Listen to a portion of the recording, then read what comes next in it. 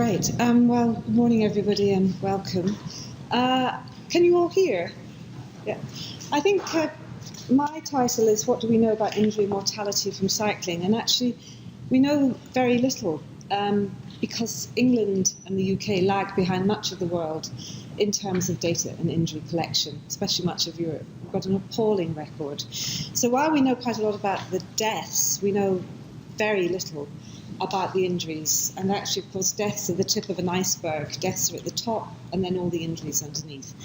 But it's just important to remember that, as in the rest of the world, injury is a very common cause of death and disability. We're not collecting good data throughout the NHS, and we really should be, and there are the possibilities of doing so, but we just need the political will to do it. That means our politicians getting behind it. And if we don't have it, the reason why data are important, it's the lifeblood of public health.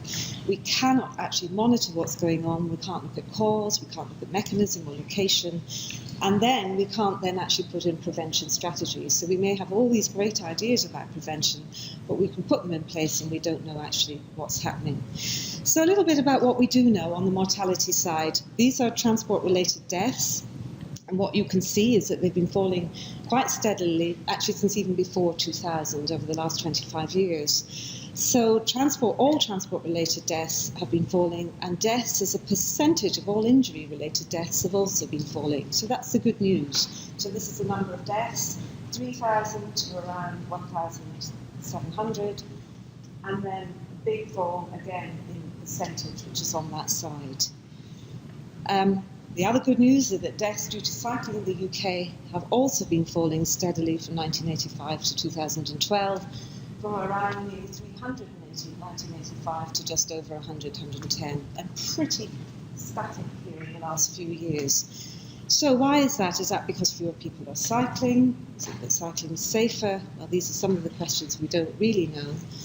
But this is quite interesting. You can see that all transport-related deaths have fallen, but that cycling deaths as a percentage of transport-related deaths are rising.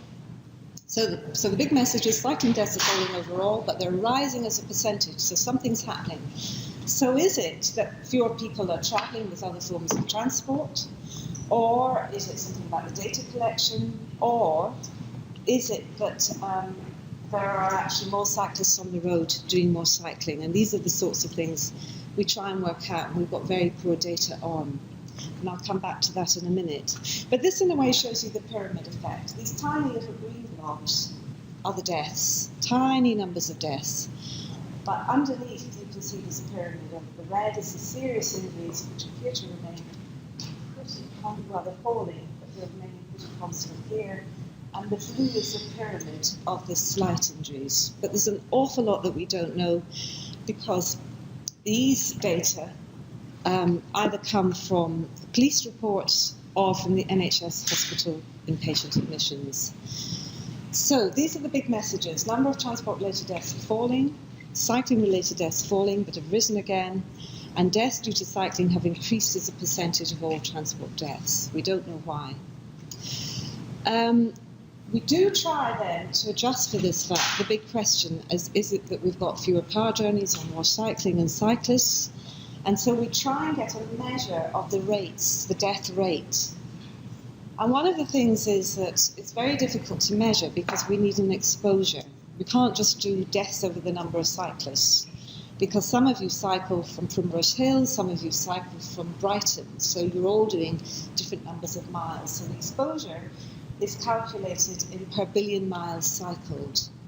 And what you can see again is that the good news is that injury and death rates are falling and they remain pretty static. We've really done nothing to that in the last 5 or 6 years.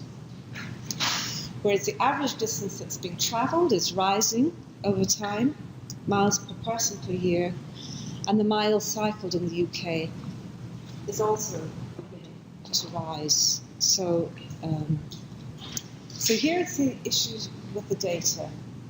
Stats 19 is routinely collected, police reports, collisions to police, but of course that's only the tip of the iceberg. Many of you will have accidents or injuries on your bicycle and you won't have reported it.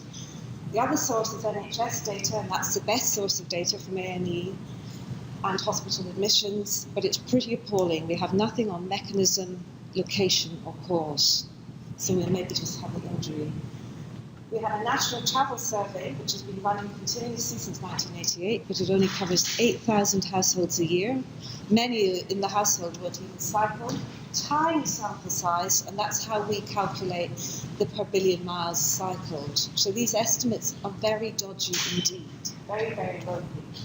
And then we have a national road traffic survey where they've got automatic traffic counters where they just count the cycles as they go over. And that's pretty ropey too.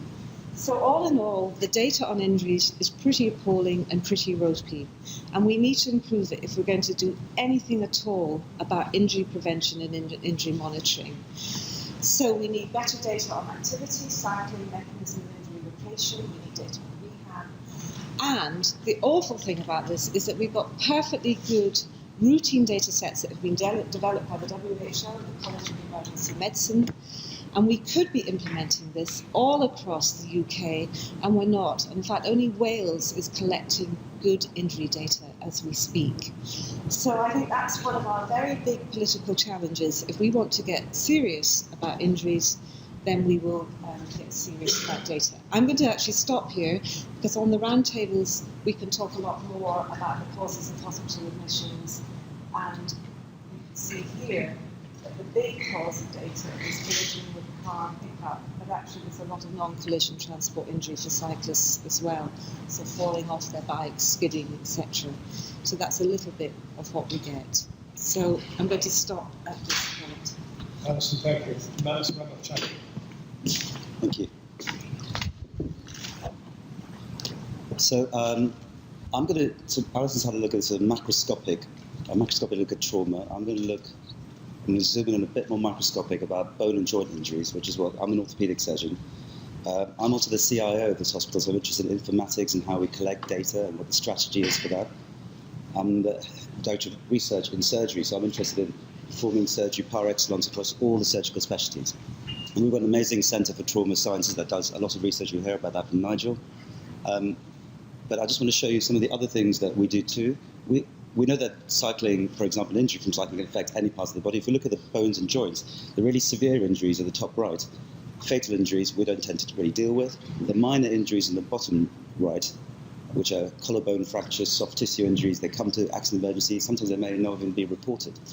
But the middle picture there on the right are the admissions that cause severe morbidity and long-term poor outcomes. That's what we're interested in. So we looked at our cycling admissions over the last year, between 2012 and 13.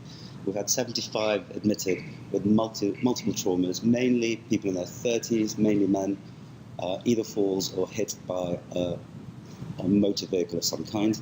And the injuries are multiple, but they tend to be over the collarbone, the spine, and the lower limb, particularly the tibia or shin bone. So that's interesting. That gives us a sort of overview, but that granular detail is missing. So we get some data from the ambulance services. They tell us where people are picked up, what time of the day, week, month, year. That's okay. We don't really understand the mechanisms around each particular major incident that we see. We've got, on the top right, we've got a hospital system where we record data for inpatients. The bottom right, we keep a database of all the traumatic injuries that we see. That's great. We've got a centre for orthopedics, similar to the trauma sciences, where we do a lot of research as basic science and translational. We have an informatics strategy, including innovative stuff.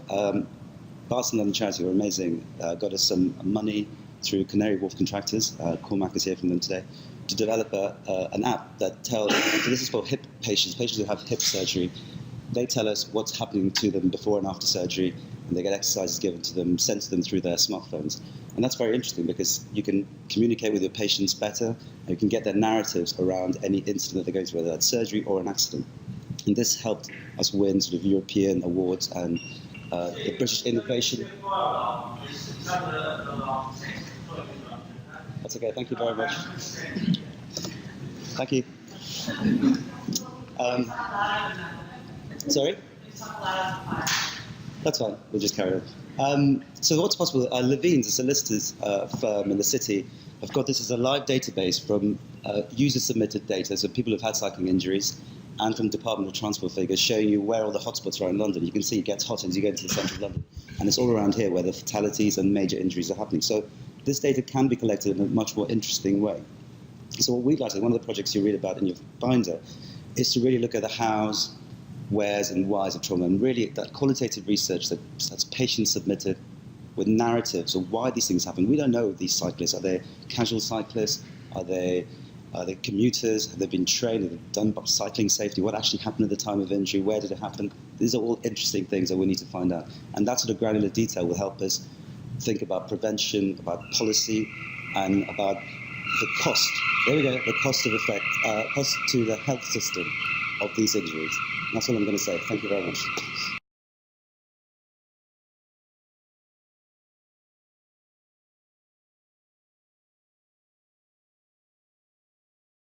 Departments, so whether it be Home Office, Police, Trade, Education, Health.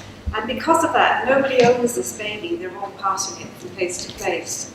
And that's really very much reflected in the quality and the nature of the data and the fact that we know so little to inform prevention and treatment and rehab. And we actually lag behind the rest of Europe. And I think that's really important to remember that we're far behind.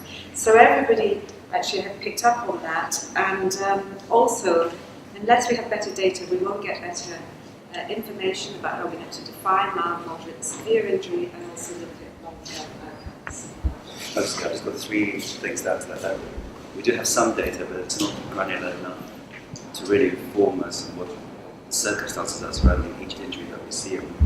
The more we get from the patient, and even from sort of the rehab backwards, so the website that helps support patients after surviving a trauma, they could feed back right to the front end to tell us how these injuries happen. That would help us a lot. And ideally, we would move towards a sort of near real-time database that tells you exactly what's happening where. In London, but so I think that would be amazing. But there's very fertile material here, which I think if people knew about would produce change. So thank you very warmly for your participation. Thank you for the arts charity.